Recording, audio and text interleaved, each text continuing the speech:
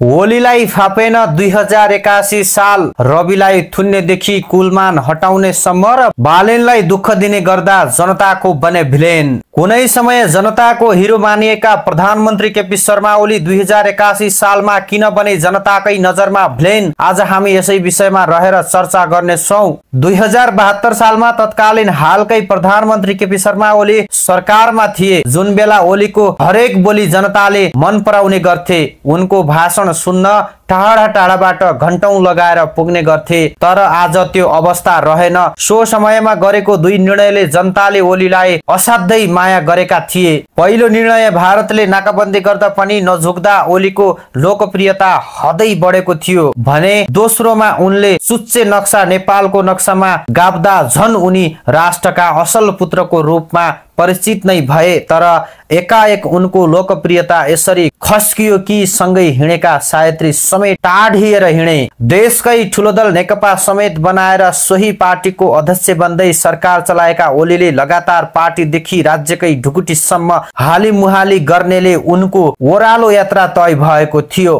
प्रचण्डदेखि माधव कुमार नेपालसम्मले उनको साथ छाडेर निस्किएपछि ओली निरन्तर ओह्रालोतिर लागे। त्यसपछि पनि ओलीको सत्ता मोह घट्न सकेन। सोही बीचमा दुई पटक उनले संसद विघटन गरेर झन विवाद झेल्न पुगेका थिए। उनको निर्णयले पार्टी भित्रकै कार्यकर्ताले समेत मन पराउन छाडिसकेका थिए। यसकै नतिजा बन्न पुग्यो तत्कालीन 2081 को निर्वाचन। पहिलो दल बनेको एमाले एकाएक दोस्रो दलमा झारियो। त्यति मात्र होइन, एमालेकै किल्लामा आफ्नो सास जोगाउन सकेन।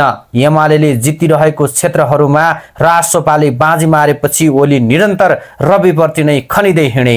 हरेक मञ्चमा रविलाई नै गाली गरिरहन्थे। पछि ओलीले आफ्नै सरकारमा रवि लामिछानेलाई गृहमन्त्री बनाए। उनले दुई पटक रविलाई नै गृह मन्त्रालय छाडिदिएका थिए। प्रचण्डले समेत आफ्नो साथमा रविलाई लिएर हिँडिरहँदा उता ओली भने बिस्तारै चिडिन थाले। अन्ततः ओलीले प्रचण्ड रविकै सरकार ढालेर आफै प्रधानमन्त्री बन्नतिर लागे। देउबाको साथ लिएर प्रधानमन्त्री बनेका ओलीको 2081 सबैभन्दा खराब वर्ष बन्न पुगेको छ। जे काम गर्यो सोही विवादमा पर्नेदेखि हरेक समय जनताको विपक्षमा निर्णय गर्नाले अहिले उनीमाथि सिङ्गो देश नै खनिएको छ। यही बीचमा सरकार ढल्ने सम्मको चर्चा चलिरहेको छ। रवि लामिछानेलाई जेल पुर्याउनेदेखि कुलमान हटाउने र बालेनले हटाएको प्रमुख प्रशासकीय अधिकृतलाई नै जिम्मेवार दिएर जबरजस्ती कार्यालय छिराउने सम्मको निर्णयले उनी थप विवादित बनेका हुन्। त्यति मात्र होइन, केन्द्रीय सरकार रहेकै ठाउँ काठमाडौँमा बाढी जाँदा समेत ओली सरकार निरह भएर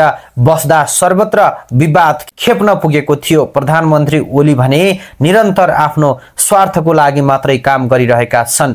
कुलमान हटाएसँगै अहिले देशका विभिन्न ठाउँमा अघोषित लोड सेडिङ हुँदै आएको छ। ओलीले यस विषयमा अहिलेसम्म केही बोलेका छैनन्। बरु उल्टै उनले कुलमान भन्दा राम्रो कर्मचारी पाएको भन्दै खुसी व्यक्त गरेका छन्। चैत 15 गते भएको घटनामा समेत सरकार सुक्न पुगेको छ।